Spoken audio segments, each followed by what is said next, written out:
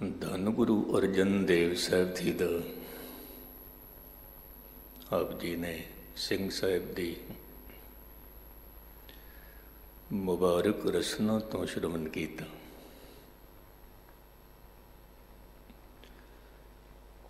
ਮੈਂ ਛੋਟੀ ਜੀ ਅਰਜ਼ ਕਰਦਾ ਹਾਂ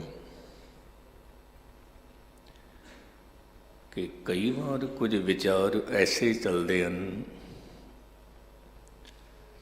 ਜਿਹੜੇ ਬਹੁਤ ਡੂੰਘੇ ਹੁੰਦੇ ਨੇ, ਬਹੁਤ ਡੂੰਘੇ, ਤੇ ਕੁਝ ਕੁ ਸੰਗਤ ਕਹਿ ਦਿੰਦੀ ਹੈ ਗਿਆਨੀ ਜੀ ਸਮਝ ਵਿੱਚ ਨਹੀਂ ਆਈ ਕਥਾ, ਕਿਉਂਕਿ ਕਈ ਵਾਰ ਅਸੀਂ ਇਹ ਵੀ ਕਹਿੰਦੇ ਸੁਣਿਆ ਕਿ ਮਸ਼ਕੀਨ ਜੀ ਦੀ ਕਥਾ ਸਮਝ ਨਹੀਂ ਆਉਂਦੀ, ਲੇਕਿਨ ਜਦੋਂ ਜਿਵੇਂ ਜਿਵੇਂ ਸਾਡੀ ਅਵਸਥਾ ਬਣਦੀ ਗਈ ਗੱਲ ਪਕੜ ਵਿੱਚ ਆਉਂਦੀ ਗਈ। ਮੈਂ ਅਰਜ਼ ਕਰ ਰਿਹਾ ਸੀ, ਸਿੰਘ ਸਾਹਿਬ ਨੇ ਜੋ ਕੁਝ ਵਿਚਾਰ ਆਪਣੇ ਰੱਖੇ ਬਹੁਤ ਸੌਖੀ ਭਾਸ਼ਾ ਵਿੱਚ, ਸਰਲ ਭਾਸ਼ਾ ਵਿੱਚ, ਜਿਸ ਨੂੰ ਸਮਝਣ ਵਾਸਤੇ ਕੋਈ ਬਰੀਕ ਬੁੱਧੀ ਨਹੀਂ ਚਾਹੀਦੀ। ਸਰਲ ਬੋਲ, ਸੌਖੇ ਬੋਲ, ਲੰਗਰ ਕਿਸ ਤਰ੍ਹਾਂ ਦਾ ਹੋਵੇ, ਲੋੜਵੰਦਾਂ ਦੀ ਬਾਂਹ ਫੜਨੀ। ਮੈਨੂੰ ਇੱਕ ਛੋਟੀ ਜਿਹੀ ਗੱਲ ਯਾਦ ਆ ਗਈ, ਫਿਰ ਮੂਲ ਸ਼ਬਦ ਤੇ ਆਨਾ। ਧੰਨ ਬਾਬਾ ਨੰਦ ਸਿੰਘ ਮਹਾਰਾਜ ਨੂੰ ਕਿਸੇ ਨੇ ਸਵਾਲ ਕੀਤਾ, ਇਹ ਜੋ ਲਖਨਊ ਹੈ, ਇਹਦਾ ਨਾਮ ਲਖਨਊ ਕਿਉਂ ਪਿਆ ਹੈ? ਮਹਾਂਪੁਰਸ਼ਾਂ ਦੀ ਆਪਣੀ ਮੌਜ ਸੀ, ਆਪਣੀ ਧੁਨ ਸੀ। ਆਪ ਜੀ ਕਹਿਣ ਲੱਗੇ ਕਿ ਕੋਈ ਵਕਤ ਸੀ ਇੱਥੇ ਲੱਖਾਂ ਦੀ ਗਿਣਤੀ ਦੇ ਵਿੱਚ ਨਾਈ ਰਹਿੰਦੇ ਸੀ, ਨਾਈ ਰਹਿੰਦੇ ਸੀ, ਪਰ ਉਹਨਾਂ ਦੇ ਜੀਵਨ ਦੀ ਇੱਕ ਬਹੁਤ ਵੱਡੀ ਗੱਲ ਇਹ ਸੀ ਕਿ ਕੋਈ ਵੀ ਨਵਾਂ ਨਾਈ ਉਸ ਸ਼ਹਿਰ ਵਿੱਚ ਆ ਕੇ ਵਸਦਾ ਸੀ ਤਾਂ ਹਰ ਇੱਕ ਨਾਈ ਉਸ ਨੂੰ 1-1 ਰੁਪਈਆ ਦਿੰਦਾ ਸੀ। ਹੁਣ ਜੇ ਕਿਧਰੇ 1 ਲੱਖ ਘਰ ਹੋਣ ਤੇ 1-1 ਰੁਪਇਆ ਕੋਈ ਦਵੇ ਤੇ ਕਿਤਨੇ ਹੋ ਗਏ? 1 ਲੱਖ ਉਸ ਜ਼ਮਾਨੇ ਦੇ। 1-1 ਰੁਪਈਆ ਦੇਣਾ ਤੇ 1-1 ਇੱਟ ਦੇਣੀ। ਹੁਣ 1 ਲੱਖ ਇੱਟਾਂ ਵੀ ਹੋ ਗਈਆਂ, ਤੇਰਾ ਮਕਾਨ ਵੀ ਬਣ ਜਾਵੇ, ਤੇਰਾ ਕਾਰੋਬਾਰ ਵੀ ਚੱਲ ਪਵੇ। ਇਹ ਹਰ ਇੱਕ ਗੁਰਸਿੱਖ ਦਾ ਫਰਜ਼ ਹੈ ਲੋੜਵੰਦ ਦੀ ਬਾਂਹ ਫੜਨੀ, ਹਰ ਇੱਕ ਗੁਰਸਿੱਖ ਦਾ। ਇਹ ਸਭ ਤੋਂ ਵੱਡੀ ਬੰਦਗੀ ਹੈ, ਸਭ ਤੋਂ ਵੱਡੀ। ਕਿਸੇ ਮੁਲਕ ਦੇ ਵਿੱਚ ਇੱਕ ਫਿਲਮ ਬਣੀ 2007 ਵਿੱਚ, ਫਿਲਮ ਦਾ ਨਾਮ ਸੀ ਖੁਦਾ ਕੇ ਲੀਏ। ਥੋੜ੍ਹੀ ਜਿਹੀ ਮੈਂ ਦੇਖੀ, ਇੱਕ ਮੌਲਵੀ ਤੋਂ ਕੋਈ ਮਦਦ ਲੈਣ ਵਾਸਤੇ ਆਉਂਦਾ ਹੈ ਤੇ ਮੌਲਵੀ ਕੀ ਕਹਿੰਦਾ ਹੈ ਕਿ ਹੁਣ ਤਾਂ ਮੇਰੀ ਨਮਾਜ਼ ਦਾ ਵਕਤ ਹੋ ਗਿਆ ਹੈ, ਮੇਰੇ ਕੋਲ ਵਕਤ ਨਹੀਂ ਹੈ, ਮੈਂ ਤੇਰੇ ਨਾਲ ਗੱਲ ਕਰਾਂ, ਤੇਰੀ ਮਦਦ ਕਰਾਂ, ਮੇਰੇ ਕੋਲ ਵਕਤ ਨਹੀਂ ਹੈ। ਮਨੁੱਖ ਬੜਾ ਹੈਰਾਨ ਹੋ ਗਿਆ, ਕਹਿਣ ਲੱਗੇ ਮੌਲਵੀ ਸਾਹਿਬ ਜੇ ਕਿਧਰੇ ਗੁੱਸਾ ਨਾ ਕਰੋ ਤਾਂ ਮੈਂ ਇੱਕ ਗੱਲ ਆਖਾਂ। ਕਹਿਣ ਲੱਗੇ ਹਾਂਜੀ। ਕਹਿਣ ਲੱਗੇ ਤੁਸੀਂ ਕਸਰਤ ਹੀ ਤਾਂ ਕਰਨੀ ਹੈ, ਬਾਅਦ ਵਿੱਚ ਕਰ ਲੈਣਾ, ਪਰ ਥੋੜ੍ਹੀ ਜਿਹੀ ਮੇਰੀ ਮਦਦ ਕਰ ਦੇਵੋ। ਕਸਰਤ ਹੀ ਤਾਂ ਕਰਨੀ ਹੈ, ਤੁਸੀਂ ਬਾਅਦ ਵਿੱਚ ਕਰ ਲੈਣਾ। ਮੌਲਵੀ ਬੜਾ ਹੈਰਾਨ ਹੋਇਆ, ਹੈਰਾਨ ਹੋ ਕੇ ਕਹਿੰਦਾ ਹੈ ਤੂੰ ਨਮਾਜ਼ ਨੂੰ ਕਸਰਤ ਕਹਿੰਦਾ ਪਿਆ ਹੈ? ਜਾਂ ਤਾਂ ਫਿਰ ਤੂੰ ਮੰਜ਼ਿਲੇ ਮਕਸੂਦ 'ਤੇ ਪਹੁੰਚਿਆ ਹੋਇਆ ਹੈ, ਜਾਂ ਫਿਰ ਤੈਨੂੰ ਨਮਾਜ਼ ਦੀ ਖਬਰ ਹੀ ਨਹੀਂ ਹੈ। ਜਾਂ ਤਾਂ ਤੂੰ ਪਹੁੰਚਿਆ ਹੋਇਆ ਹੈ, ਜਾਂ ਫਿਰ ਤੈਨੂੰ ਨਮਾਜ਼ ਦੀ ਖਬਰ ਹੀ ਨਹੀਂ। ਤੇ ਉਹ ਲੋੜਵੰਦ ਜੋ ਸੀ ਉਹ ਕੀ ਕਹਿੰਦਾ ਹੈ?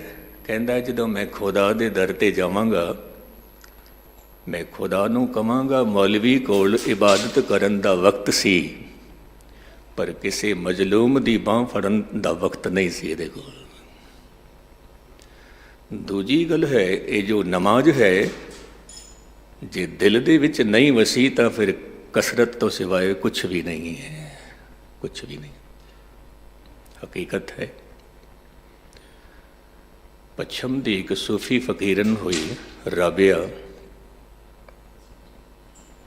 ਜਦੋਂ ਉਹ ਕੁਰਾਨ ਦੀ ਤਲਾਵਤ ਕਰਦੀ ਸੀ, ਇਤਨੀ ਮਿੱਠੀ ਸੁਰੀਲੀ ਆਵਾਜ਼ ਵਿੱਚ ਲੋਕ ਖੜ ਜਾਂਦੇ ਸੀ। ਇਤਨੇ ਸੋਹਣੇ ਢੰਗ ਨਾਲ ਮਿੱਠੀ ਆਵਾਜ਼ ਨਾਲ ਕੁਰਾਨ ਦੀ ਤਲਾਵਤ ਕਰਨੀ ਕਿ ਕੁਰਾਨ ਜਪਦੀਆਂ ਜਪਦੀਆਂ ਉਹ ਖੁਦ ਵੀ ਕੁਰਾਨ ਹੋ ਜਾਂਦੀ ਸੀ।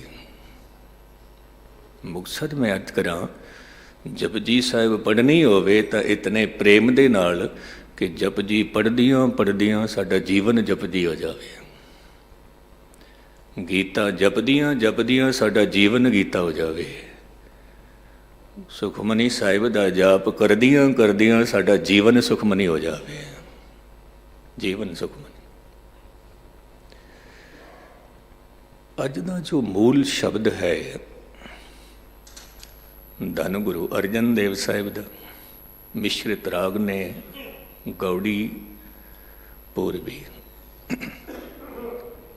ਪ੍ਰਥਮ ਮੰਗਲਾ ਚਰਨ ਹੈ, ਇੱਕ ਓੰਕਾਰ ਸਤਿਗੁਰੂ ਪ੍ਰਸਾਦ। ਇਹਨੂੰ ਥੋੜ੍ਹਾ ਜਿਹਾ ਧਿਆਨ ਦੇ ਨਾਲ ਸੁਣਨਾ। ਧੰਨ ਗੁਰੂ ਨਾਨਕ ਸਾਹਿਬ ਮਹਾਰਾਜ ਦੇ ਆਉਣ ਤੋਂ ਪਹਿਲਾਂ ਇੱਕ ਧਾਰਨਾ ਚੱਲਦੀ ਆ ਰਹੀ ਸੀ। ਧਾਰਨਾ, ਔਰ ਉਹ ਧਾਰਨਾ ਸੀ, ਇਹ ਜੋ ਓਮ ਸ਼ਬਦ ਹੈ, ਇਹ ਓਮ ਸ਼ਬਦ ਦੇ ਵਿੱਚ 3 ਅੱਖਰ ਹਨ। 3 ਅੱਖਰ। 3 ਅੱਖਰ ਕੀ ਕੁਝ ਕਹਿੰਦੇ ਪਏ ਨੇ ਕਿ ਓਮ ਦੇ ਵਿੱਚ ਜਿਹੜੇ 3 ਅੱਖਰ ਹਨ, ਅਕਾਰ, ਉਕਾਰ, ਮਕਾਰ, ਇਹ 3 ਅੱਖਰ ਨੇ। ਆਕਾਰ ਤੋਂ ਮੁਰਾਦ ਹੈ ਸਾਰੀ ਸ੍ਰਿਸ਼ਟੀ ਨੂੰ ਬਣਾਉਣ ਵਾਲਾ। ਉਕਾਰ ਤੋਂ ਮੁਰਾਦ ਹੈ ਸਾਰੀ ਸ੍ਰਿਸ਼ਟੀ ਨੂੰ ਉਪਜੀਵਿਕਾ ਦੇਣ ਵਾਲਾ। ਔਰ ਮਕਾਰ ਤੋਂ ਮੁਰਾਦ ਹੈ ਸਾਰੀ ਸ੍ਰਿਸ਼ਟੀ ਨੂੰ ਮਿਟਾਉਣ ਵਾਲਾ। ਮਿਟਾਉਣ ਵਾਲਾ। ਤਾਂ ਸਨਾਤਨ ਧਰਮ ਦੇ ਵਿੱਚ ਇਹ ਧਾਰਨਾ ਹੈ ਕਿ ਸ੍ਰਿਸ਼ਟੀ ਨੂੰ ਬਣਾਉਣ ਵਾਲਾ ਕੋਈ ਹੋਰ ਹੈ, ਜੋ ਕਿ ਬ੍ਰਹਮਾ ਵੱਲ ਇਸ਼ਾਰਾ ਕਰਦੇ ਨੇ। ਸ੍ਰਿਸ਼ਟੀ ਨੂੰ ਰਿਜ਼ਕ ਦੇਣ ਵਾਲਾ ਕੋਈ ਹੋਰ ਹੈ, ਵਿਸ਼ਨੂੰ ਜੀ ਮਹਾਰਾਜ ਵੱਲ ਇਸ਼ਾਰਾ। ਔਰ ਸ੍ਰਿਸ਼ਟੀ ਨੂੰ ਮਿਟਾਉਣ ਵਾਲੀ ਸ਼ਕਤੀ ਕੋਈ ਹੋਰ ਹੈ, ਸ਼ਿਵ ਜੀ ਮਹਾਰਾਜ ਵੱਲ ਇਸ਼ਾਰਾ। ਅੱਜ ਵੀ ਇਹ ਧਾਰਨਾ ਮੌਜੂਦ ਹੈ ਸਨਾਤਨ ਧਰਮ ਵਿੱਚ। ਗੁਰੂ ਨਾਨਕ ਸਾਹਿਬ ਮਹਾਰਾਜ ਕਹਿਣ ਲੱਗੇ, ਮੈਂ ਇਸ ਗੱਲ ਨੂੰ ਕਬੂਲ ਨਹੀਂ ਕਰਦਾ, ਨਹੀਂ ਕਰਦਾ। ਕਿਉਂਕਿ ਇਹ 3 ਸ਼ਕਤੀਆਂ ਕਿਉਂ ਹਨ, ਕਾਰਨ ਕੀ ਹੈ? ਤਾਂ ਗੁਰੂ ਨਾਨਕ ਸਾਹਿਬ ਦੇ ਸਾਹਮਣੇ ਇੱਕ ਗੱਲ ਕੀ ਰੱਖੀ ਕਿ ਜਿਹੜੀ ਮਾਂ ਜਨਮ ਦੇ ਸਕਦੀ ਹੈ, ਉਹ ਮਾਂ ਆਪਣੇ ਬੱਚੇ ਨੂੰ ਮਾਰ ਨਹੀਂ ਸਕਦੀ। ਫਿਰ ਜਿਸ ਨੇ ਬੱਚੇ ਨੂੰ ਮਾਰਨਾ ਹੋਵੇਗਾ, ਉਹਨੇ ਫਿਰ ਰਿਜ਼ਕ ਕਿਉਂ ਦੇਣਾ ਹੈ, ਰੋਜੀ ਕਿਉਂ ਦੇਣੀ ਹੈ? ਜਿਸ ਨੇ ਮਾਰਨਾ ਹੋਵੇਗਾ।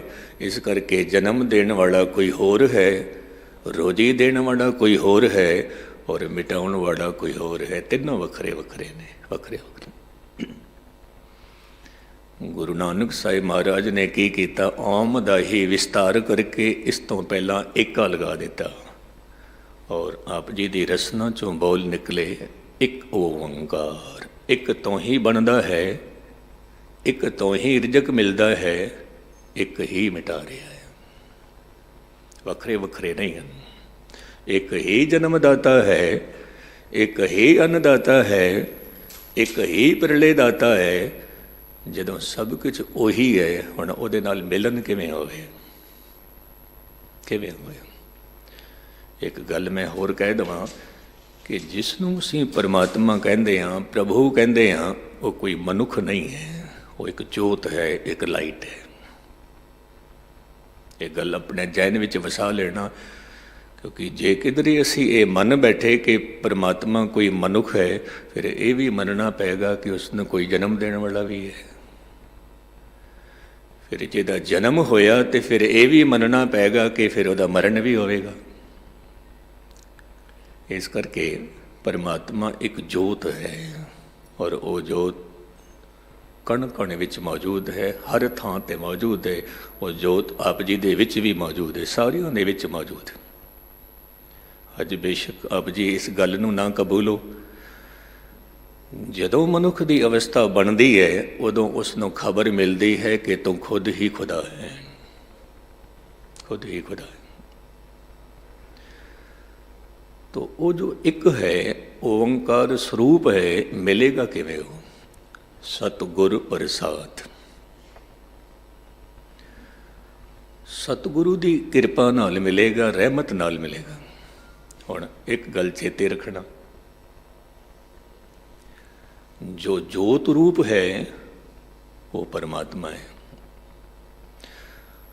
जोत रूप विच परमात्मा है और शब्द रूप विच गुरु है। ते गुरु विच ते परमात्मा विच कोई भेद नहीं है। जोत रूप विच जो परमात्मा है वही शब्द रूप विच गुरु है, जो शब्द रूप विच गुरु है वही जोत रूप विच परमात्मा है, वही परमात्मा। पर ਉਹਦੇ ਨਾਲ मिलन किस तरह होवे? कहते ने गुर प्रसाद। ये दो शब्द थोड़े जी समझ लेना, प्रसाद और प्रयास। ये दो शब्द, प्रसाद कहते ने कृपा नूं। धन इकट्ठा हो सकता है प्रयास नाल, लेकिन जीवन दे विच धर्म पैदा हो सकता है प्रसाद नाल, कृपा नाल। बहुत सुंदर मकान बन सकता है प्रयास नाल, लेकिन जीवन दे विच मंदिर बन जाए प्रसाद दे नाल, कृपा दे नाल। बहुत सारे पदार्थ इकट्ठे हो सकते हैं प्रयास नाल, लेकिन परमात्मा दे नाल मिलन हुंदा है प्रसाद नाल, कृपा नाल। इस करके गुरु नानक साहिब महाराज कहते हैं वो प्रसाद नाल मिलता है, कृपा दे नाल। हुण असी की कुछ करिए कि साडे ते रहमत हो जाए, कृपा हो जाए? की करिए असी? बस ओदी उक्ति जुगती गुरु अर्जन देव साहब दस रहे हैं। एक छोटा जिहा मैं उदाहरण समझो, उथान का समझो, आप जी दे मैं सामने रखा। एक बच्ची अपनी मां नूं कहंदी है, ऐ मां, मेरे कोल ना कोई रूप है, ना मेरे कोल कोई रंग है, ना मेरे कोल कोई ढंग है, मैनू कोई ऐसी जुगती दस मैनू पति दा प्यार नसीब होवे। बच्ची पुछदी है मां, ऐ मां, मैनू कोई जुगती दस पति नाल मेरी प्रीत बने, मोहब्बत बने। शब्द दे बोल हन, कवन गुण प्राण पत मिलो मेरी माई। है मां, किन्ना गुणा दे नाल मैं प्राणपति नूं मिल सकां, किन्ना गुणा नाल। तो मैं अर्ज करां, जे बहुत गहराई नाल विचार कीती जावे तो परमात्मा है ही गुणा दा सागर। और जेकर मैं इस तरह कह देवां गुण ही परमात्मा है, गुण ही। दया की है, गुण है। धर्म की है, गुण है। प्रेम की है, गुण है।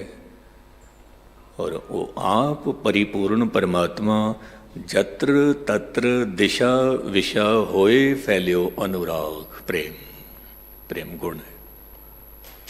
प्रेम अपने आप दे विच ही एक अवस्था है। तो गुणा दे सागर नूं मिलना होवे तो गुण इकट्ठे करने पैणगे, गुण इकट्ठे। हुण एक आलम कहता है, हम तमाम धरती को गुलशन तो बना नहीं सकते, बस जहाँ से गुजरते हैं खार ही चुन लेते हैं। ਅਸੀਂ ਤੁਰੀ ਜਾ ਰਹੇ ਹਾਂ, ਰਾਹ ਦੇ ਵਿੱਚ ਪੱਥਰ ਦਾ ਟੁਕੜਾ ਪਿਆ ਹੈ, ਕੰਡਾ ਪਿਆ ਹੈ, ਕਹਿੰਦਾ ਮੈਂ ਉਹਨੂੰ ਹੀ ਉਠਾ ਕੇ ਇੱਕ ਪਾਸੇ ਰੱਖ ਦੇਣਾ, ਇਹ ਵੀ ਬੰਦਗੀ, ਇਹ ਵੀ ਭਗਤੀ ਹੈ। ਬੁੱਲੇ ਸ਼ਾਹ ਇੱਕ ਗੱਲ ਕਹਿੰਦਾ ਸੀ,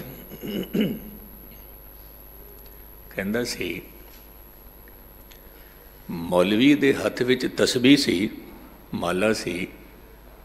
ਬੁੱਲੇ ਸ਼ਾਹ ਉਸ ਨੂੰ ਦੇਖ ਕੇ ਕਹਿੰਦਾ ਹੈ, ਮੌਲਵੀ ਜੀ, ਖਾਨ ਜੀ, ਇੱਕ ਗੱਲ ਦੱਸ ਮੈਨੂੰ।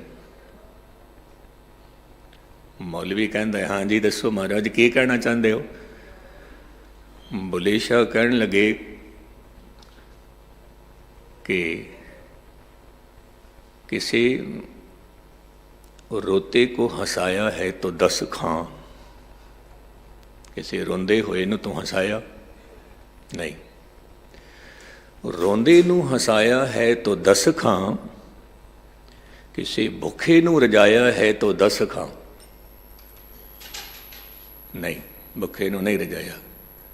और गुस्ताखी माफ, ये भी गल मैनूं कहण देना, गुरपुरबां ते ਵੱਖ-ਵੱਖ ਕਿਸਮ ਦਾ ਲੰਗਰ ਬਣਾ ਕੇ ਅਸੀਂ ਆਪ ਹੀ ਖਾ ਜਾਂਦੇ ਹਾਂ, ਖੁਦ ਹੀ ਖਾ ਜਾਂਦੇ ਹਾਂ। ਔਰ ਇੱਕ ਗੱਲ ਮੈਨੂੰ ਕਹਿਣ ਦੇਣਾ, ਗੁਸਤਾਖੀ ਮਾਫ, ਕਿਉਂਕਿ ਮੈਂ ਆਪ ਮਹਿਸੂਸ ਕੀਤਾ, ਨੋਟ ਕੀਤਾ, ਲੰਗਰ ਵੰਡਣ ਤੋਂ ਪਹਿਲਾਂ ਹੀ ਜਿਹੜੇ ਸੇਵਾ ਕਰਨ ਵਾਲੇ ਹੁੰਦੇ ਨੇ, ਪਹਿਲਾਂ ਹੀ ਬਾਲਟੀਆਂ ਭਰ ਲੈਂਦੇ ਨੇ, ਖੀਰ ਦੀ ਬਾਲਟੀ, ਸਬਜ਼ੀ ਦੀ ਬਾਲਟੀ, ਪਤਾ ਨਹੀਂ ਬਾਅਦ ਵਿੱਚ ਬਚੇ ਕਿ ਨਾ ਬਚੇ, ਪਹਿਲਾਂ ਹੀ ਭਰ ਲੈਂਦੇ ਨੇ ਆਪਣੇ ਵਾਸਤੇ। ਮਾਫੀ ਮੰਗਣਾ। ਕਹਿੰਦੇ ਨੇ ਨਹੀਂ, ਇਹ ਲੰਗਰ ਤਾਂ ਉਹਨਾਂ ਵਾਸਤੇ ਨੇ ਜਿਹੜੇ ਲੋੜਵੰਦ ਨੇ, ਲੋੜਵੰਦ ਨੇ। ਕਿਸੇ ਭੁੱਖੇ ਨੂੰ ਰਜਾਇਆ ਹੈ ਤੋ 10 ਖਾਂ, ਕਿਸੇ ਰੋਂਦੇ ਨੂੰ ਹਸਾਇਆ ਹੈ ਤੋ 10 ਖਾਂ, ਕਿਸੇ ਦੇ ਰਾਹ 'ਚ ਰੋੜੇ ਨੂੰ ਹਟਾਇਆ ਹੈ ਤੋ 10 ਖਾਂ, ਕਿਸੇ ਜ਼ਖਮੀ ਦਾ ਫਟ ਨਹੀਂ ਸੀਤਾ, ਐਵੇਂ ਫੇਰੀਆਂ ਤਸਬੀਆਂ ਕੱਖ ਨਹੀਂ ਕੀਤਾ, ਉੱਥੇ ਅਮਲਾਂ 'ਤੇ ਹੋਣਗੇ ਨਿਬੇੜੇ, किसी ने तेरी जात पूछनी है। अमल, कर्म, कर्म प्रधान। तो धन गुरु अर्जन देव साहिब महाराज कहते ने, तू गुण इकट्ठे कर, कवन गुण प्राण पत मिलो मेरी माई। एक तड़फन पैदा हुई, एक प्यास पैदा हुई। अक्सर आप जी देखते हो कि बच्चे का जन्म होया, वो प्यास जमांदरू लैके आया। बच्चे का जन्म होया, भुख जमांदरू लैके आया। पानी की प्यास, रोटी की भुख बच्चे दे कोल जमांदरू है, पर गुस्ताखी माफ, परमात्मा की बंदगी, परमात्मा की भुख, परमात्मा की प्यास जमांदरू नहीं है। नहीं, कथा सुन सुन के प्यास लगानी पैंदी है, भुख लगानी पैंदी है। कीर्तन सुन सुन के, पाठ कर कर के प्यास लगानी पैंदी है, भुख लगानी पैंदी है। इस करके गुरु नानक साहिब दे घर दी ये मर्यादा है, तू संगत विच आ, तां करके तेन भुख लगे रब दी, तेन प्यास लगे रब दी। दूजी गल है, संगत विच बैठना, जितनी देर भी बैठना, जिथे तू तन करके बैठा है उत्थे मन करके भी बैठना, मन करके। एक छोटा जिहा ख्याल मैं आप जी दे सामने रखा, यहूदी धर्म की एक गल है। यहूदी धर्म का एक संत कहता है कि परमात्मा बहुत ताकतवर है, मनुख कमज़ोर है। ਜਦੋਂ ਵੀ ਮਿਲਨ ਹੁੰਦਾ ਹੈ, ਪਰਮਾਤਮਾ ਖੁਦ ਚੱਲ ਕੇ ਆਉਂਦਾ ਹੈ ਮਨੁੱਖ ਦੇ ਕੋਲ। ਮਨੁੱਖ ਨਹੀਂ ਜਾ ਸਕਦਾ ਪਰਮਾਤਮਾ ਕੋਲ, ਕਿਉਂਕਿ ਮਨੁੱਖ ਕਮਜ਼ੋਰ ਹੈ। ਖੁਦ ਖੁਦਾ ਆਉਂਦਾ ਹੈ। ਧਿਆਨ ਦੇ ਨਾਲ ਸੁਣਨਾ। ਜਦੋਂ ਇਤਨੀ ਗੱਲ ਆਖੀ ਕਿ ਖੁਦ ਖੁਦਾ ਆਉਂਦਾ ਹੈ, ਤਾਂ ਯਹੂਦੀਆਂ ਨੇ ਇੱਕ ਆਵਾਜ਼ ਉਠਾਈ। ਕਹਿਣ ਲੱਗੇ, ਜਦੋਂ ਉਹ ਖੁਦਾ ਖੁਦ ਹੀ ਆਉਂਦਾ ਹੈ ਤੇ ਫਿਰ ਅਸੀਂ ਕਿਤਨੇ ਕਿਤਨੇ ਸਾਲਾਂ ਤੋਂ ਲੱਗੇ ਹੋਏ ਹਾਂ ਭਗਤੀ ਦੇ ਵਿੱਚ, ਗੱਲ ਕਿਉਂ ਨਹੀਂ ਬਣਦੀ ਫਿਰ ਸਾਡੀ? ਜੇ ਖੁਦਾ ਖੁਦ ਹੀ ਆਉਂਦਾ ਹੈ ਤਾਂ ਗੱਲ ਕਿਉਂ ਨਹੀਂ ਬਣਦੀ? ਉਸ ਯਹੂਦੀ ਸੰਤ ਨੇ ਬਹੁਤ ਪਿਆਰੀ ਗੱਲ ਆਖੀ, ਬਹੁਤ ਪਿਆਰੀ ਗੱਲ ਆਖੀ। ਕਹਿਣ ਲੱਗੇ ਉਹ ਜਦੋਂ ਮਿਲਣ ਵਾਸਤੇ ਆਉਂਦਾ ਹੈ ਆਪ ਜੀ ਦੇ ਨਾਲ, ਤੁਸੀਂ ਉੱਥੇ ਹੁੰਦੇ ਹੀ ਨਹੀਂ, ਤੁਸੀਂ ਉੱਥੇ ਹੁੰਦੇ ਹੀ ਨਹੀਂ। ਹਕੀਕਤ ਹੈ, ਤਨ ਕਰਕੇ ਬੇਸ਼ੱਕ ਬੈਠੇ ਹੁੰਦੇ ਹਾਂ, ਮਨ ਕਰਕੇ ਅਸੀਂ ਹੁੰਦੇ ਹੀ ਨਹੀਂ, ਉੱਥੇ ਹੁੰਦੇ ਹੀ ਨਹੀਂ। ਮਨ ਕਰਕੇ ਕੋਈ ਰਸੋਈ ਵਿੱਚ ਬੈਠਾ ਹੈ, ਮਨ ਕਰਕੇ ਕੋਈ ਘਰ ਵਿੱਚ ਬੈਠਾ ਹੈ, ਮਨ ਕਰਕੇ ਕੋਈ ਦੁਕਾਨ ਵਿੱਚ ਬੈਠਾ ਹੈ, ਮਨ ਕਰਕੇ ਕੋਈ ਬਾਜ਼ਾਰ ਵਿੱਚ ਬੈਠਾ ਹੈ, ਤਨ ਕਰਕੇ ਗੁਰਦੁਆਰੇ ਬੈਠੇ। ਤੋ ਧੰਨ ਗੁਰੂ ਅਰਜਨ ਦੇਵ ਸਾਹਿਬ ਮਹਾਰਾਜ ਕਹਿੰਦੇ ਨੇ, ਰੂਪਹੀਨ ਬੁੱਧ ਬਲਹੀਨੀ ਮੋਹਿ ਪਰਦੇਸਨ ਦੂਰ ਤੇ ਆਈ। ਹੈ ਪ੍ਰਭੂ, ਨਾ ਮੇਰੇ ਕੋਲ ਕੋਈ ਭਗਤੀ ਕਰਕੇ ਕੋਈ ਰੂਪ ਹੈ, ਨਾ ਮੇਰੇ ਕੋਲ ਚੰਗੀ ਬੁੱਧੀ ਹੈ, ਔਰ ਨਾ ਹੀ ਮੇਰੇ ਕੋਲ ਕੋਈ ਤਾਕਤ ਹੈ ਨਾਮ ਦੀ। ਇੱਥੇ ਮੈਂ ਇੱਕ ਛੋਟੀ ਜਿਹੀ ਅਰਜ਼ ਕਰਾਂ। ਸਾਡੀ ਜਿਹੜੀ ਬੁੱਧੀ ਹੈ, ਆਚਾਰੀਏ ਰਜਨੀਸ਼ ਨੇ ਇੱਕ ਗੱਲ ਆਖੀ ਸੀ, ਇੱਕ ਓਂਕਾਰ ਸਤਨਾਮ ਦੀ, ਜਦੋਂ ਆਪ ਜੀ ਨੇ ਕਥਾ ਕੀਤੀ ਜਪ ਬਾਣੀ ਦੀ, ਬਹੁਤ ਡੂੰਘੀ ਫਿਲਾਸਫੀ ਉਹਦੀ। ਉਹ ਕਹਿੰਦਾ ਕਿ ਜੋ ਮਨੁੱਖ ਦੀ ਬੁੱਧੀ ਹੈ ਉਹ ਇਸ ਤਰ੍ਹਾਂ ਦੀ ਹੈ, ਉਸਦਾ ਕੀ ਮਾਫ ਗੱਲ ਮੈਨੂੰ ਕਹਿਣ ਦੇਣਾ, ਕਹਿੰਦੇ ਨੇ ਮਨੁੱਖ ਦੀ ਜਿਹੜੀ ਬੁੱਧੀ ਹੈ ਉਹ ਇਸ ਤਰ੍ਹਾਂ ਦੀ ਹੈ ਜਿਵੇਂ ਪਾਗਲ ਦੇ ਕੋਲ ਥੈਲਾ ਹੁੰਦਾ ਹੈ। ਪਾਗਲ ਦੇ ਕੋਲ ਉਸੇ ਥੈਲੇ ਦੇ ਵਿੱਚ ਮਿਠਿਆਈ ਵੀ ਪਾ ਦਿੰਦਾ ਹੈ, ਉਸੇ ਥੈਲੇ ਦੇ ਵਿੱਚ ਕੋਈ ਗੰਦਾ ਕਾਗਜ਼ ਵੀ ਰੱਖ ਦਿੰਦਾ ਹੈ, ਉਸੇ ਥੈਲੇ ਵਿੱਚ ਕੋਈ ਚੰਗੀ ਤਸਵੀਰ ਵੀ ਰੱਖ ਦਿੰਦਾ ਹੈ, ਉਸੇ ਥੈਲੇ ਦੇ ਵਿੱਚ ਮਾੜੀ ਚੀਜ਼ ਵੀ ਰੱਖ ਦਿੰਦਾ ਹੈ, ਉਸੇ ਥੈਲੇ ਦੇ ਵਿੱਚ। ਤੇ ਮਨੁੱਖ ਦੀ ਜਿਹੜੀ ਬੁੱਧੀ ਹੈ ਉਸੇ ਦੇ ਵਿੱਚ ਚੰਗੇ ਵਿਚਾਰ, ਉਸੇ ਦੇ ਵਿੱਚ ਮਾੜੇ ਵਿਚਾਰ, ਉਸੇ ਦੇ ਵਿੱਚ ਗਫਲਤ ਦੇ ਵਿਚਾਰ। ਕਹਿੰਦੇ ਨੇ ਮਨੁੱਖ ਦੀ ਬੁੱਧੀ ਤਾਂ ਉਹ ਥੈਲਾ ਜਿਹਾ ਬਣ ਗਿਆ ਹੈ, ਥੈਲਾ ਜਿਹਾ। ਹੁਣ ਮਿਲਣ ਕਿਵੇਂ ਹੋਵੇ ਉਸ ਦਾਤੇ ਨਾਲ? ਮੋਹੇ ਪਰਦੇਸਨ ਦੂਰ ਤੇ ਆਏ। ਇਹ ਜੋ ਸਾਡੀ ਰੂਹ ਹੈ ਇਸ ਨੂੰ ਆਖਿਆ ਪਰਦੇਸਨ, ਮੁਸਾਫਿਰ। ਪਹਿਲੀ ਗੱਲ ਕਿ ਕਦ ਕਿਸੇ ਨੇ ਮੰਨਿਆ ਹੈ ਕਿ ਮੈਂ ਮੁਸਾਫਿਰ ਹਾਂ? ਕਦ ਕਿਸੇ ਨੇ ਮੰਨਿਆ? ਗੁਰਬਾਣੀ ਪੁਕਾਰ ਪੁਕਾਰ ਕੇ ਕਹਿੰਦੀ ਹੈ ਅਸੀਂ ਮੁਸਾਫਿਰ ਹਾਂ, ਮੁਸਾਫਿਰ। ਲੇਕਿਨ ਮਨੁੱਖ ਦੀ ਜਿਹੜੀ ਸੋਚ ਹੈ ਉਹ ਇਸ ਤਰ੍ਹਾਂ ਦੀ ਹੈ ਕਿ ਪਤਾ ਨਹੀਂ ਕਿਤਨੇ ਸਾਲਾਂ ਤੱਕ ਮੈਂ ਇੱਥੇ ਰਹਿਣਾ ਹੈ, ਪਤਾ ਨਹੀਂ ਮੈਂ ਕਿਤਨੇ ਵਰਸਾਂ ਤੱਕ ਰਹਿਣਾ ਹੈ। ਜਦੋਂ ਕਿ ਬਾਣੀ ਕਹਿੰਦੀ ਹੈ ਮੁਸਾਫਿਰ ਹੈ। ਅੱਜ ਤੈਨੂੰ ਨਵਾਂ ਸੂਰਜ ਦਿਸਿਆ, ਪਰਮਾਤਮਾ ਦਾ ਸ਼ੁਕਰਾਨਾ ਕਰ, ਅੱਜ ਇੱਕ ਦਿਨ ਤੈਨੂੰ ਹੋਰ ਮਿਲ ਗਿਆ ਬੰਦਗੀ ਵਾਸਤੇ। ਅੱਜ ਦੀ ਰਾਤ ਤੈਨੂੰ ਨਸੀਬ ਹੋਈ, ਤੂੰ ਸ਼ੁਕਰਾਨਾ ਕਰ, ਐ ਪ੍ਰਭੂ ਮੈਂ ਥੋੜ੍ਹੀ ਦੇਰ ਤੇਰੀ ਇਬਾਦਤ ਕਰ ਸਕਾਂ, ਤੇਰੀ ਭਗਤੀ ਕਰ ਸਕਾਂ, ਤੂੰ ਸ਼ੁਕਰਾਨਾ ਕਰ। ਜੇ ਉਹ ਇੱਕ ਦਿਨ ਵੀ ਨਾ ਦਿੰਦਾ, ਨਾ ਦਿੰਦਾ, ਉਹਦੀ ਮਰਜ਼ੀ ਹੈ, ਮਰਜ਼ੀ। ਤੋ ਪਹਿਲੀ ਗੱਲ ਤਾਂ ਇਹ ਚੇਤੇ ਰੱਖਣਾ ਕਿ ਅਸੀਂ ਸਾਰੇ ਮੁਸਾਫਿਰ ਹਾਂ, ਮੁਸਾਫਿਰ। ਇੱਕ ਆਲਮ ਕਹਿੰਦਾ ਹੈ ਜੀਵਨ का सफ़र भी कितना अजीब है, जीवन का सफ़र भी कितना अजीब है कि सफ़र में तो सब है पर मुसाफिर कोई नहीं लगता। असीं जम के बैठ गए हैं पक्के पक्के। जिन्हां नूं ये गल चेते है कि असीं मुसाफिर हाँ और किसी वेले भी असीं वापस जा सकते हैं। तो ये जो साडी रूह है ये परदेसन भाव उस मुल्क तो आई है जिस मुल्क दे बारे असी बिल्कुल अनजान। इंग्लैंड आप जी ने देखिया, आप जी नहीं कह सकते वो प्रदेश है, आप जी जानते हो हर गली नूं, अमेरिका हर गली नूं जानते हो। तो उस मुल्क नूं कहते हैं प्रदेश जिहदे बारे मैनूं कुछ भी पता नहीं। आत्मा कित्थों आई है कोई पता नहीं है, आत्मा कित्थे जाती है कोई पता नहीं है, कोई पता नहीं।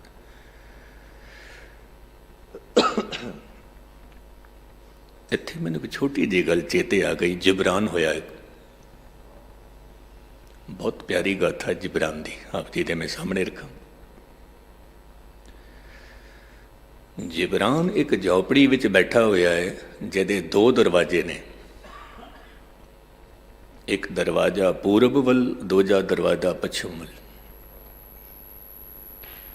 ਸੰਗਤ ਵੀ ਬੈਠੀ ਹੋਈ ਹੈ, ਦੀਵਾ ਜਗ ਰਿਹਾ ਹੈ। ਸੰਗਤ ਕਹਿੰਦੀ ਹੈ ਜਿਬਰਾਨ ਨੂੰ, ਕੋਈ ਰੱਬ ਦੀ ਗੱਲ ਸੁਣਾਓ। ਜਿਬਰਾਨ ਕਹਿੰਦਾ ਠੀਕ ਹੈ। ਹਾਲੇ ਗੱਲ ਆਰੰਭ ਹੀ ਕਰਦਾ ਹੈ, ਸ਼ੁਰੂਆਤ ਹੀ ਕਰਦਾ ਹੈ। ਰਾਤ ਦਾ ਵਕਤ ਹੈ ਤੇ ਬਾਹਰੋਂ ਇੱਕ ਪੰਛੀ ਆਉਂਦਾ ਹੈ ਔਰ ਝੌਂਪੜੀ ਵਿੱਚ ਫੜਫੜਾਉਂਦਾ ਹੈ ਤੇ ਦੂਜੇ ਦਰਵਾਜ਼ੇ ਤੋਂ ਨਿਕਲ ਜਾਂਦਾ ਹੈ।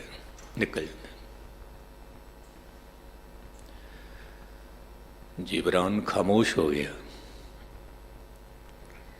ਤੇ ਕਹਿਣ ਲੱਗੇ, ਸੰਗਤਾਂ ਨੂੰ ਕਹਿਣ ਲੱਗੇ, ਕੁਝ ਦੇਖਿਆ? ਹਾਂ ਮਹਾਰਾਜ ਦੇਖਿਆ। ਕੀ ਦੇਖਿਆ? ਸੰਗਤ ਕਹਿਣ ਲੱਗੀ, ਮਹਾਰਾਜ ਅੰਧਕਾਰ ਤੋਂ ਇੱਕ ਪੰਛੀ ਆਇਆ, ਪ੍ਰਕਾਸ਼ ਵਿੱਚ ਫੜਫੜਾਇਆ, ਫਿਰ ਅੰਧਕਾਰ ਵਿੱਚ ਨਿਕਲ ਗਿਆ। ਜਿਬਰਾਨ ਕਹਿੰਦਾ ਪੰਛੀ ਦਾ ਨਾਮ ਕੀ ਸੀ? ਕਿਸੇ ਨੇ ਨਾਮ ਦੱਸਿਆ, ਕਿਸੇ ਨੇ ਨਹੀਂ ਦੱਸਿਆ। ਕਹਿਣ ਲੱਗੇ ਮੇਰੀ ਨਿਗਾਹ ਨਹੀਂ ਗਈ ਸੀ ਪੰਛੀ ਕਿਸ ਤਰ੍ਹਾਂ ਦਾ ਸੀ, ਪਰ ਮੈਂ ਦੇਖਿਆ ਜ਼ਰੂਰ। ਜਿਬਰਾਨ ਕਹਿੰਦਾ ਹੈ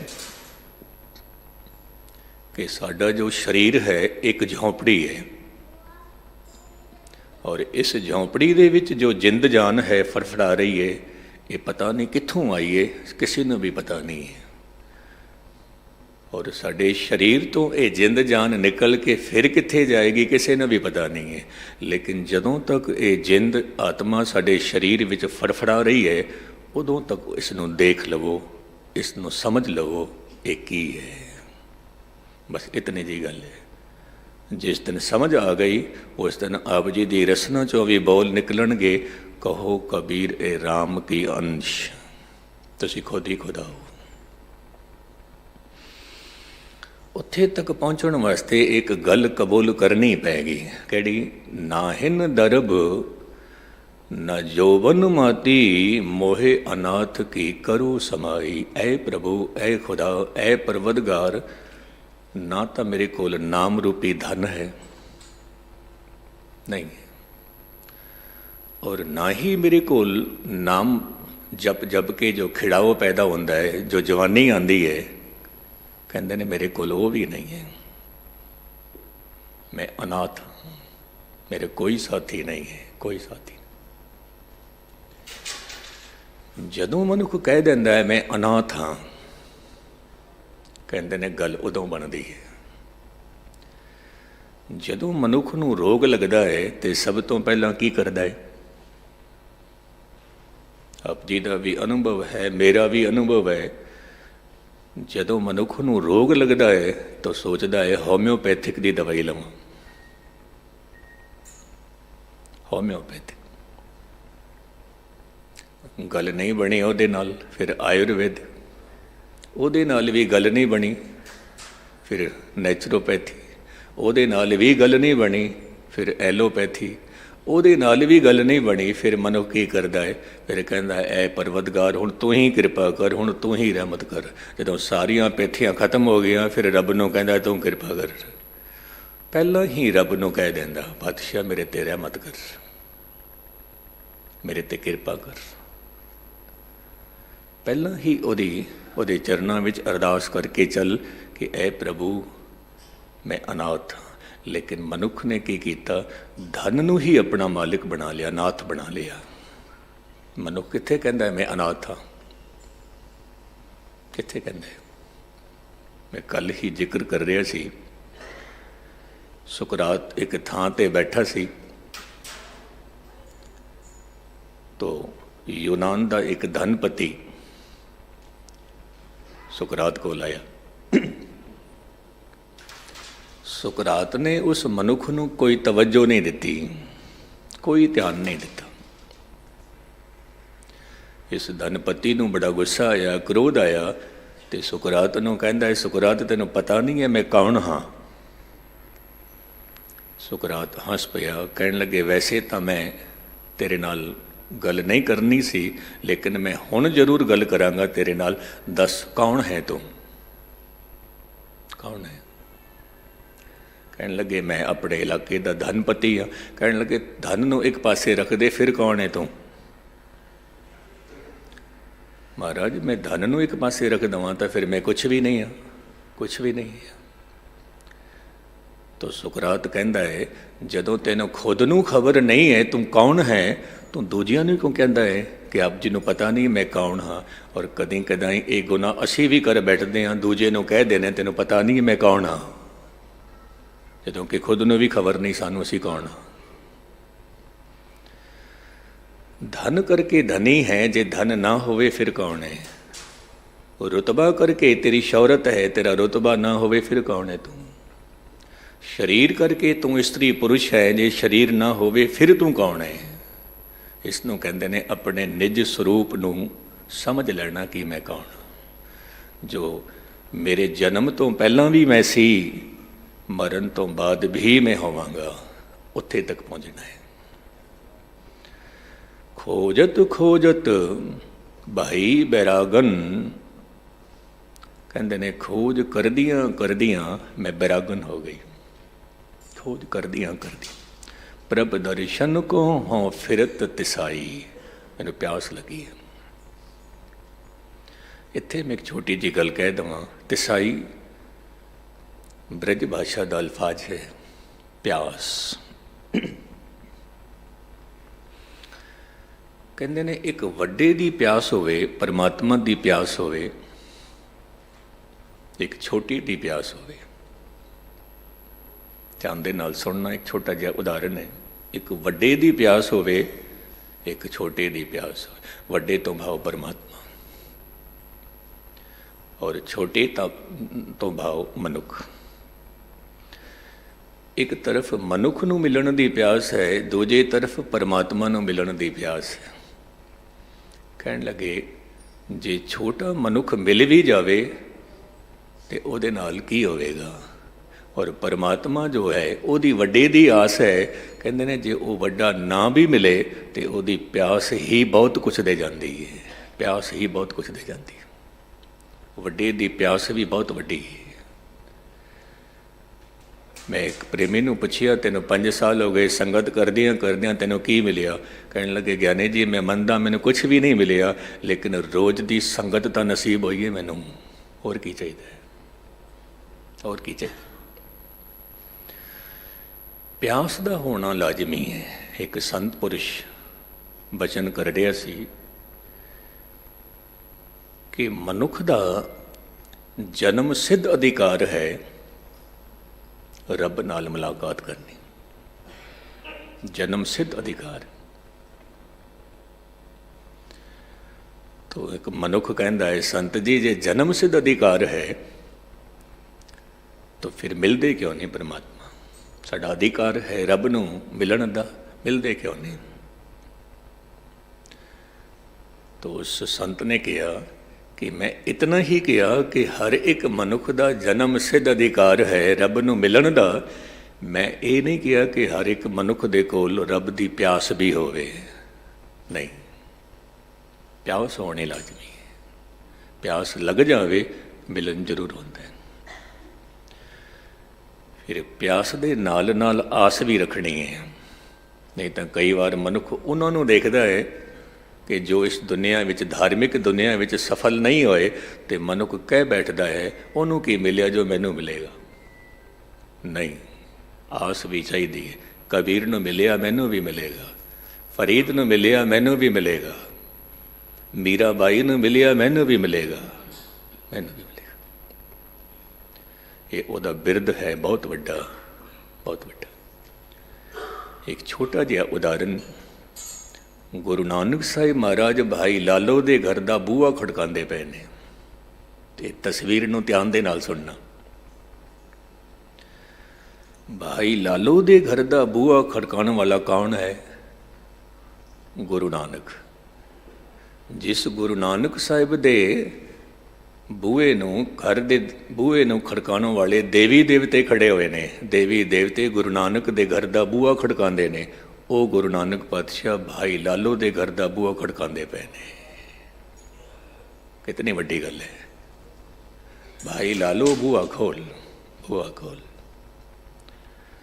ਤੋ ਜਦੋਂ ਇਤਨੀ ਤੜਫਨ ਹੋਏ, ਗੁਰੂ ਨਾਨਕ ਸਾਹਿਬ ਮਹਾਰਾਜ ਚੱਲ ਕੇ ਆਉਂਦੇ ਨੇ ਆਪਣੇ ਸਿੱਖ ਦੇ ਕੋਲ, ਆਪਣੇ ਸਿੱਖ ਕੋਲ। ਦੀਨ ਦਇਆਲ ਕਿਰਪਾਲ ਪ੍ਰਭ ਨਾਨਕ ਹੈ ਮੇਰੇ ਮਾਲਕ। ਦੀਨਾਂ ਦੇ ਉੱਤੇ ਰਹਿਮਤ ਕਰਨ ਵਾਲੇ, ਦਇਆ ਕਰਨ ਵਾਲੇ। ਇਹ ਜੋ ਦੀਨ ਸ਼ਬਦ ਹੈ ਇਹ ਕੀ ਹੈ? ਕਹਿੰਦੇ ਨੇ ਐ ਪੁਰਖਾ ਤੂੰ ਦੌਲਤ ਕਰਕੇ ਅਮੀਰ ਹੋਵੇਂ ਲੇਕਿਨ ਮਨ ਕਰਕੇ ਗਰੀਬ ਹੋ, ਗਰੀਬ। ਗਿਆਨ ਕਰਕੇ ਤੂੰ ਆਲਮ ਫਾਜ਼ਲ ਯਾਫਤਾ ਹੋਵੇਂ ਪਰ ਮਨ ਕਰਕੇ ਤੇਰੇ ਕੋਲ ਨਿਮਰਤਾ ਹੋਵੇ। ਦੁਨਿਆਵੀ ਤਲ ਤੇ ਤੇਰੇ ਕੋਲ ਬਹੁਤ ਵੱਡਾ ਰੁਤਬਾ ਹੋਵੇ ਪਰ ਮਨ ਕਰਕੇ ਨਿਮਰਤਾ ਹੋਵੇ। ਸ਼ੇਖ ਸ਼ਾਦੀ ਸਾਹਿਬ ਇੱਕ ਗੱਲ ਕਹਿੰਦੇ ਸੀ ਕਿ ਜੇ ਕਿਧਰੇ ਤੇਰੇ ਕੋਲ ਧਨ ਹੋਵੇ, ਰੁਤਬਾ ਹੋਵੇ, ਗਿਆਨ ਹੋਵੇ ਤਾਂ ਇਸ ਤਰ੍ਹਾਂ ਨਾ ਚੱਲਣਾ ਕਿ ਲੋਕ ਮਜਬੂਰ ਹੋ ਜਾਣ ਤੇਰੇ ਸਾਹਮਣੇ ਝੁਕਣ ਵਾਸਤੇ, ਮਜਬੂਰ ਹੋ ਜਾਣ ਤੈਨੂੰ ਨਮਸਕਾਰ ਕਰਨ ਵਾਸਤੇ। ਇਸ ਤਰ੍ਹਾਂ ਨਾ ਚੱਲਣਾ। ਲੇਕਿਨ ਕਈ ਵਾਰ ਮੈਂ ਦੇਖਿਆ ਸੀ, ਕਹਿ ਦਿੰਦੇ ਆ ਮੇਰੇ ਕੋਲ ਰੁਤਬਾ ਸੀ, ਮੈਨੂੰ ਫਤਿਹ ਕਿਉਂ ਨਹੀਂ ਬੁਲਾਈ, ਮੈਨੂੰ ਨਮਸਕਾਰ ਕਿਉਂ ਨਹੀਂ ਕੀਤੀ, ਮੇਰੇ ਕੋਲ ਰੁਤਬਾ ਸੀ। ਨਹੀਂ, ਗੁਰੂ ਨਾਨਕ ਸਾਹਿਬ ਦੇ ਘਰ ਦੇ ਵਿੱਚ ਨਿਮਰਤਾ ਸਿਖਾਈ ਹੈ, ਨਿਮਰਤਾ। ਇੱਕ ਬਹੁਤ ਵੱਡੀ ਗੱਲ ਜੋ ਗੁਰੂ ਨਾਨਕ ਸਾਹਿਬ ਦੇ ਘਰ ਵਿੱਚ ਹੈ ਉਹ ਮੈਂ ਆਪ ਜੀ ਦੇ ਸਾਹਮਣੇ ਰੱਖਾਂ। ਮਨੁੱਖ ਦੇ ਕੋਲ ਦੋ ਕਿਸਮ ਦੀਆਂ ਵਾਸਨਾਵਾਂ ਹੁੰਦੀਆਂ ਨੇ, ਦੋ ਕਿਸਮ ਦੀਆਂ। ਇੱਕ ਵਾਸਨਾ ਉਹ ਹੈ ਜੋ ਪ੍ਰਕਿਰਤੀ ਤੋਂ ਮਿਲਦੀ ਹੈ, ਦੂਜੀ ਵਾਸਨਾ ਸੁਭਾਅ ਤੋਂ ਮਿਲਦੀ ਹੈ, ਸੁਭਾਅ ਤੋਂ। ਇਹ ਦੋਨੋਂ ਹੀ ਵਾਸਨਾਵਾਂ ਮਨੁੱਖ ਨੂੰ ਬਹੁਤ ਦੁੱਖ ਦਿੰਦੀਆਂ ਨੇ, ਬਹੁਤ ਦੁੱਖ ਦਿੰਦੀਆਂ ਨੇ। ਕਿਉਂਕਿ ਇੱਕ ਥਾਂ ਤੇ ਜਦੋਂ ਧਰਮ ਸੰਮੇਲਨ ਹੋ ਰਿਹਾ ਸੀ ਤੇ ਮੇਰੇ ਤੋਂ ਪਹਿਲਾਂ ਕਿਸੇ ਨੇ ਗੱਲ ਕਹੀ ਕਿ ਇਹ ਦੋ ਕਿਸਮ ਦੀਆਂ ਵਾਸਨਾਵਾਂ ਮਨੁੱਖ ਨੂੰ ਮਜਬੂਰ ਕਰ ਦਿੰਦੀਆਂ ਨੇ ਵਾਰ-ਵਾਰ ਜਨਮ ਕਰਾਉਣ ਵਾਸਤੇ, ਵਾਰ-ਵਾਰ ਜਨਮ ਕਰਾਉਣ ਵਾਸਤੇ। ਫਿਰ ਉਹਨਾਂ ਨੇ ਇਹ ਗੱਲ ਅੱਗੇ ਹੋਰ ਤੋਰੀ। ਇਹ ਜਿਹੜੀਆਂ ਦੋ ਵਾਸਨਾਵਾਂ ਹਨ ਉਹਦੇ ਵਿੱਚ ਇੱਕ ਵਾਸਨਾ ਤਾਂ ਮਿਟ ਜਾਂਦੀ ਹੈ ਕਿਸੇ ਨਾ ਕਿਸੇ ਪੜਾਅ 'ਤੇ ਆ ਕੇ, ਪਰ ਦੂਜੀ ਵਾਸਨਾ ਨਹੀਂ ਮਿਟਦੀ। ਮੈਂ ਵੀ ਸੁਣ ਰਿਹਾ ਸੀ, ਉਹਨਾਂ ਨੇ ਕਿਹੜੀ ਕਿਹੜੀ ਵਾਸਨਾ ਦੱਸੀ ਕਿ ਮਨੁੱਖ ਦੀ ਇੱਕ ਵਾਸਨਾ ਇਹ ਹੈ ਜਦੋਂ ਗੁਰੂ ਦੇ ਕੋਲ ਜਾਂਦਾ ਹੈ, ਧਨ ਮੰਗਦਾ ਹੈ, ਧੀਆਂ ਪੁੱਤਰਾਂ ਦੀ ਦਾਤ ਮੰਗਦਾ ਹੈ, ਸ਼ੌਹਰਤ ਮੰਗਦਾ ਹੈ, ਮੰਗਦਾ ਹੀ ਰਹਿੰਦਾ ਹੈ, ਮੰਗਦਾ ਹੀ ਰਹਿੰਦਾ ਹੈ। ਔਰ ਕਹਿੰਦੇ ਨੇ ਜੇ ਮੰਗ ਪੂਰੀ ਨਹੀਂ ਹੋਈ ਇਹ ਵਾਸਨਾ ਮਨੁੱਖ ਨੂੰ ਫਿਰ ਖਿੱਚ ਕੇ ਲਿਆਉਂਦੀ ਹੈ, ਫਿਰ ਜਨਮ ਕਰਾਉਂਦੀ ਹੈ, ਫਿਰ ਜਨਮ ਕਰਾਉਂਦੀ ਹੈ। ਜਮ ਜਮ ਮਰੇ ਮਰੇ ਫਿਰ ਜੰਮੇ, ਬਹੁਤ ਸਜਾਏ ਪਿਆ ਦੇਸ਼ ਲੰਮੇ। ਪਰ ਜੇ ਕਿਧਰੇ ਕਿਸੇ ਨਾ ਕਿਸੇ ਪੜਾਅ 'ਤੇ ਆ ਕੇ ਇਹ ਵਾਸਨਾ ਜੇ ਮਿਟ ਵੀ ਜਾਵੇ ਤੇ ਦੂਜੀ ਵਾਸਨਾ ਨਹੀਂ ਮਿਟਦੀ। ਉਹ ਦੂਜੀ ਵਾਸਨਾ ਕਿਹੜੀ? ਕਹਿਣ ਲੱਗੇ ਹਰ ਇੱਕ ਮਨੁੱਖ ਦੀ ਫਿਤਰਤ ਹੈ, ਆਪਣੇ ਕੋਲ ਬੇਸ਼ੱਕ ਦੋ ਮਕਾਨ ਹਨ, ਅਗਲੇ ਦੀ ਝੌਂਪੜੀ ਵੀ ਨਾ ਹੋਵੇ। ਮੇਰੀ ਥਾਲੀ ਵਿੱਚ 4 ਰੋਟੀਆਂ ਹਨ, ਅਗਲੇ ਦੀ ਥਾਲੀ ਵਿੱਚ ਇੱਕ ਵੀ ਨਹੀਂ ਹੋਣੀ ਚਾਹੀਦੀ, ਇੱਕ ਵੀ ਨਹੀਂ ਹੋਣੀ ਚਾਹੀਦੀ। ਮੈਂ ਬਹੁਤ ਅਮੀਰ ਹਾਂ, ਅਗਲੇ ਦਾ ਗੁਜ਼ਾਰਾ ਵੀ ਜੇ ਠੀਕ ਹੋ ਰਿਹਾ ਹੈ ਉਹ ਵੀ ਮਨ ਦੇ ਵਿੱਚ ਜਾਇਆ ਨਹੀਂ ਜਾਂਦਾ। ਕਹਿੰਦੇ ਨੇ ਇਹ ਵਾਸਨਾ ਮਨੁੱਖ ਦੀ ਕਦੇ ਵੀ ਨਹੀਂ ਮਿਟਦੀ, ਕਦੇ ਨਹੀਂ। ਹਕੀਕਤ ਹੈ ਨਹੀਂ ਮਿਟਦੀ। ਤੇ ਇਹ ਵਾਸਨਾ ਚਲਦੀ ਰਹਿੰਦੀ ਹੈ। ਉਹਨੂੰ ਕਿਉਂ ਮਿਲਿਆ? ਮੇਰੇ ਭਾਵੇਂ 4 ਪੁੱਤਰ ਨੇ, ਅਗਲੇ ਦੇ ਘਰ ਇੱਕ ਵੀ ਪੁੱਤਰ ਹੋ ਗਿਆ ਤਾਂ ਵੀ ਮਨ ਵਿੱਚ ਜੈਲਸੀ ਆਉਂਦੀ ਹੈ, ਕਿਉਂ ਹੋਇਆ? ਮੇਰੇ 4 ਨੇ, ਉਹਦਾ ਇੱਕ ਵੀ ਕਿਉਂ ਹੋਇਆ? ਕਿਉਂ? ਕਹਿਣ ਲੱਗੇ ਮੈਂ ਦਾਅਵੇ ਨਾਲ ਕਹਿਣਾ ਇਹ ਵਾਸਨਾ ਕਦੇ ਮਿਟਦੀ ਹੀ ਨਹੀਂ, ਮਨੁੱਖ ਦੀ ਮਿਟਦੀ ਨਹੀਂ। ਮੈਨੂੰ ਕਹਿਣ ਲੱਗੇ ਗਿਆਨੀ ਜੀ ਹੁਣ ਤੁਸੀਂ ਦੱਸੋ, 10 ਮਿੰਟ ਤੁਸੀਂ ਵੀ ਬੋਲਣਾ ਹੈ। ਤੇ ਮੈਂ ਕਿਹਾ ਮੈਂ ਇਸੇ ਹੀ ਕੜੀ ਨੂੰ ਅੱਗੇ ਤੋਰਦਾ। ਇਸ ਮਿੱਤਰ ਨੇ ਕਿਹਾ ਕਿ ਪਹਿਲੀ ਵਾਸਨਾ ਮਿਟ ਜਾਂਦੀ ਹੈ, ਦੂਜੀ ਵਾਸਨਾ ਕਦੇ ਵੀ ਨਹੀਂ ਮਿਟਦੀ। ਕਿ ਮੇਰੀ ਥਾਲੀ ਵਿੱਚ 4 ਰੋਟੀਆਂ ਹਨ, ਅਗਲੇ ਦੀ ਥਾਲੀ ਵਿੱਚ ਇੱਕ ਵੀ ਨਾ ਹੋਵੇ। ਮੇਰੇ 4 ਪੁੱਤਰ ਹਨ, ਅਗਲੇ ਦਾ ਇੱਕ ਪੁੱਤਰ ਵੀ ਨਾ ਹੋਵੇ। ਕਹਿੰਦੇ ਨੇ ਇਹ ਵਾਸਨਾ ਕਦੇ ਵੀ ਨਹੀਂ ਮਿਟਦੀ। ਮੈਂ ਕਿਹਾ ਇਹ ਵਾਸਨਾ 100% ਮਿਟਦੀ ਹੈ। ਔਰ ਗੁਰੂ ਨਾਨਕ ਸਾਹਿਬ ਦੇ ਘਰ ਵਿੱਚ ਤਾਂ ਰੋਜ਼ ਅਰਦਾਸ ਕੀਤੀ ਜਾਂਦੀ ਹੈ, ਨਾਨਕ ਨਾਮ ਚੜ੍ਹਦੀ ਕਲਾ ਤੇਰੇ ਬਾਣੇ ਸਰਬਤ ਦਾ ਭਲਾ। ਮੈਂ ਕਿਹਾ ਫਿਰ ਕਿਉਂ ਨਹੀਂ ਮਿਟਦੀ? ਮਿਟਦੀ ਹੈ। ਗੁਰੂ ਨਾਨਕ ਸਾਹਿਬ ਦੇ ਘਰ ਦੀ ਫਿਲਾਸਫੀ ਇੱਥੋਂ ਸ਼ੁਰੂ ਹੁੰਦੀ ਹੈ, ਸਾਰਿਆਂ ਦਾ ਭਲਾ ਹੋਵੇ, ਸਾਰਿਆਂ ਦਾ ਭਲਾ ਹੋਵੇ। ਮੁਕਤਸਰ ਮੈਂ ਅਰਜ਼ ਕਰਾਂ, ਜਦੋਂ ਮਨੁੱਖ ਮਨ ਕਰਕੇ ਦੀਨ ਹੋ ਜਾਵੇ, ਮਨ ਕਰਕੇ ਗਰੀਬ ਹੋ ਜਾਵੇ, ਜੋ ਆਪ ਜੀ ਅਰਦਾਸ ਕਰਦੇ ਹੋ, ਸਿੱਖਾਂ ਦਾ ਮਨ ਨੀਵਾਂ ਮਤ ਉੱਚੀ। ਲੇਕਿਨ ਗੁਸਤਾਖੀ ਮਾਫ ਹੋ ਕੀ ਰਿਹਾ ਹੈ? ਮਨ ਨੀਵਾਂ ਹੋਣਾ ਚਾਹੀਦਾ ਸੀ, ਮਤ ਉੱਚੀ ਹੋਣੀ ਚਾਹੀਦੀ ਸੀ, ਲੇਕਿਨ ਮਤ ਨੀਵੀਂ ਹੁੰਦੀ ਜਾ ਰਹੀ ਹੈ, ਮਨ ਉੱਚਾ ਹੁੰਦਾ ਜਾ ਰਿਹਾ ਹੈ। ਮੈਂ ਫਿਰ ਗੱਲ ਦੁਹਰਾ ਦੇਵਾਂ, ਸਾਡੀ ਮਤ ਨੀਵੀਂ ਹੁੰਦੀ ਜਾ ਰਹੀ ਹੈ, ਮਨ ਹੰਕਾਰੀ ਹੁੰਦਾ ਜਾ ਰਿਹਾ ਹੈ, ਹੰਕਾਰੀ ਹੁੰਦਾ ਜਾ ਰਿਹਾ। ਤਾਂ ਮੈਂ ਕਈ ਵਾਰ ਅਰਜ਼ ਕਰਨਾ ਹਾਂ, ਮਨੁੱਖ ਹਰ ਇੱਕ ਪੰਕਤੀ ਦੇ ਨਾਲ ਮੈਂ ਦੀ ਬੋਲੀ ਬੋਲਦਾ ਹੈ, ਮੈਂ ਦੀ ਬੋਲੀ। ਫਿਰ ਰੱਬ ਵੀ ਕੀ ਕਹਿੰਦਾ ਹੈ? ਚੰਗਾ, ਜੇ ਤੂੰ ਮੈਂ ਦੀ ਬੋਲੀ ਬੋਲਦਾ ਪਿਆ ਚੰਗਾ, ਫਿਰ ਮੈਂ ਤੇਰੀ ਮੈਂ ਵੀ ਬਰਕਰਾਰ ਰੱਖਾਂਗਾ, ਵਾਰ-ਵਾਰ ਫਿਰ ਤੇਰਾ ਜਨਮ ਹੁੰਦਾ ਰਹੇਗਾ। ਮੈਂ ਦੀ ਬੋਲੀ ਕਰਦਾ ਜਾ। ਜੇਕਰ ਤੂੰ ਦੀ ਬੋਲੀ ਬੋਲਦਾ ਹੈ ਤੇ ਫਿਰ ਆ ਮੇਰੇ ਕੋਲ। ਧੰਨ ਗੁਰੂ ਗ੍ਰੰਥ ਸਾਹਿਬ ਦੇ ਬੋਲ ਹਨ, ਤੂੰ ਕਰਤਾ ਤੂੰ ਹੁਆ, ਮੁਝ ਮੈਂ ਰਹਾ ਨ ਹੂੰ, ਜਬ ਆਪਾ ਪਰ ਕਾ ਮਿਟ ਗਿਆ, ਜਿਤ ਦੇਖੂੰ ਤਿਤ ਤੂੰ। ਇਹ 2 ਮਾਰਗ ਨੇ। ਇੱਕ ਮਾਰਗ ਮੈਂ ਤੋਂ ਸ਼ੁਰੂ ਹੁੰਦਾ ਹੈ, ਜੋ ਸੰਸਾਰ ਵਿੱਚ ਹੀ ਘੁੰਮਦਾ ਰਹਿੰਦਾ ਹੈ ਮਨੁੱਖ ਨੂੰ। ਦੂਜਾ ਮਾਰਗ ਤੂੰ ਤੋਂ ਸ਼ੁਰੂ ਹੁੰਦਾ ਹੈ, ਜੋ ਸਿੱਧਾ ਨਿਰੰਕਾਰ ਦੇ ਦਰ ਤੇ ਪਹੁੰਚਦਾ ਹੈ। ਹੁਣ ਮੈਂ ਅਰਜ਼ ਕਰਾਂ, ਫੈਸਲਾ ਆਪ ਜੀ ਨੇ ਕਰਨਾ ਹੈ, ਆਪ ਜੀ ਦੇ ਹੱਥ ਵਿੱਚ ਹੈ। ਮੈਂ ਤੋਂ ਸਫ਼ਰ ਸ਼ੁਰੂ ਕਰਦੇ ਹੋ ਜਾਂ ਤੂੰ ਤੋਂ ਸਫ਼ਰ ਸ਼ੁਰੂ ਕਰਦੇ ਹੋ? ਜੇ ਮੈਂ ਤੋਂ ਸਫ਼ਰ ਸ਼ੁਰੂ ਕੀਤਾ, ਘੁੰਮਦੇ ਹੀ ਰਵਾਂਗੇ ਸੰਸਾਰ ਵਿੱਚ, ਘੁੰਮਦੇ ਹੀ ਰਵਾਂਗੇ। ਔਰ ਜੇ ਤੂੰ ਤੋਂ ਸਫ਼ਰ ਸ਼ੁਰੂ ਕੀਤਾ ਹੈ, ਹਰ ਇੱਕ ਗੱਲ 'ਤੇ ਮੋਹਰ ਗੁਰੂ ਨਾਨਕ ਦੀ ਲੱਗਣੀ ਚਾਹੀਦੀ ਹੈ। ਪਾਤਸ਼ਾਹ ਤੇਰੇ ਸਦਕੇ ਹੋਇਆ ਹੈ, ਤੇਰੀ ਕਿਰਪਾ ਕਰਕੇ ਹੋਇਆ ਹੈ। ਗੁਰੂ ਨਾਨਕ ਦੀ ਮੋਹਰ ਲਗਾਉਂਦੇ ਜਾਓ, ਸਿੱਧੇ ਨਿਰੰਕਾਰ ਦੇ ਦਰ 'ਤੇ ਕਬੂਲ ਹੋ ਜਾਓਗੇ। ਦੀਨ ਦਿਆਲ ਕਿਰਪਾਲ ਪ੍ਰਭ ਨਾਨਕ, ਸਾਧ ਸੰਗ ਮੇਰੀ ਜਲਨ ਬੁਝਾਈ। ਸੰਗਤ ਵਿੱਚ ਜਲਨ ਬੁਝਦੀ, ਪਰ ਕਿਵੇਂ? ਛੋਟਾ ਜਿਹਾ ਖਿਆਲ ਆਪ ਜੀ ਦੇ ਸਾਹਮਣੇ ਰੱਖ। ਸਾਲਸ ਰਾਏ ਜੌਰੀ ਹੈ, ਆਪਣੇ ਨੌਕਰ ਨੂੰ ਲੈ ਕੇ ਗੁਰੂ ਨਾਨਕ ਸਾਹਿਬ ਦੇ ਕੋਲ ਆਏ ਨੇ। ਸਾਲਸ ਰਾਏ ਕਹਿੰਦਾ ਹੈ ਗੁਰੂ ਨਾਨਕ ਨੂੰ, ਮਹਾਰਾਜ ਕੋਈ ਰੱਬ ਦੀ ਗੱਲ ਸੁਣਾਓ, ਰੱਬ ਦੀ ਗੱਲ। ਧੰਨ ਗੁਰੂ ਨਾਨਕ ਸਾਹਿਬ ਮਹਾਰਾਜ ਕਹਿਣ ਲੱਗੇ, ਸਾਲਸ ਰਾਏ ਰੱਬ ਦੀ ਗੱਲ ਸੁਣਨਾ ਚਾਹੁੰਦਾ ਹੈ? ਹਾਂ ਮਹਾਰਾਜ। ਚੰਗਾ, ਫਿਰ ਸੁਣ ਲਿਆ। ਸਰੋਵਰ ਦੇ ਵਿੱਚ ਕਮਲ ਦਾ ਫੁੱਲ ਖਿੜਿਆ ਹੋਇਆ ਹੈ। ਧਿਆਨ ਦੇ ਨਾਲ ਸੁਣਨਾ, ਫਿਰ ਮੈਂ ਸਮਾਪਤੀ ਵੱਲ ਆ ਰਿਹਾ। ਸਰੋਵਰ ਦੇ ਵਿੱਚ ਕਮਲ ਦਾ ਫੁੱਲ ਖਿੜਦਾ ਹੈ ਤੇ ਉਸ ਫੁੱਲ ਦੀ ਖੁਸ਼ਬੂ ਲੈਣ ਵਾਸਤੇ ਭੌਰੇ ਬਾਹਰੋਂ ਆਉਂਦੇ ਨੇ, ਖੁਸ਼ਬੂ ਲੈ ਕੇ ਚਲੇ ਜਾਂਦੇ ਨੇ। ਸਰੋਵਰ ਦੇ ਵਿੱਚ ਹੀ ਮੈਂਡਕ ਵਸਦੇ ਨੇ, ਡੱਡੂ ਵਸਦੇ ਨੇ, ਉਹ ਕੀਚੜ ਖਾ ਕੇ ਗੁਜ਼ਾਰਾ ਕਰਦੇ ਨੇ। ਉਹਨਾਂ ਨੂੰ ਫੁੱਲ ਦੀ ਸਮਝ ਨਹੀਂ ਆਉਂਦੀ, ਫੁੱਲ ਦੀ ਸਮਝ ਨਹੀਂ। ਰਹਿੰਦੇ ਉੱਥੇ ਹੀ ਨੇ ਜਿੱਥੇ ਫੁੱਲ ਖਿੜਿਆ ਹੋਇਆ ਹੈ, ਪਰ ਕੀਚੜ ਖਾ ਕੇ ਗੁਜ਼ਾਰਾ ਕਰਦੇ ਨੇ। ਔਰ ਜਿਹੜੇ ਭੌਰੇ ਨੇ ਬਾਹਰੋਂ ਆਉਂਦੇ ਨੇ, ਖੁਸ਼ਬੂ ਲੈ ਕੇ ਚਲੇ ਜਾਂਦੇ ਨੇ। ਹਾਂ ਮਹਾਰਾਜ, ਬਿਲਕੁਲ ਠੀਕ ਹੈ।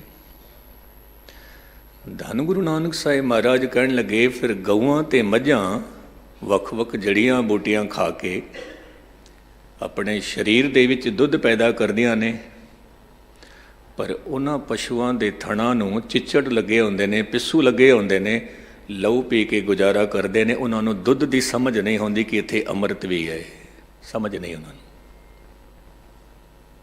महाराज ये भी गल ठीक है। अगली गल गुरु नानक साहिब महाराज की कहते हैं, ध्यान दे नाल सुनना। सत संगत दे विच निरंकार दी गल होंदी है, अमृत दी बरसात होंदी है। जिवें आप जी बैठे हो,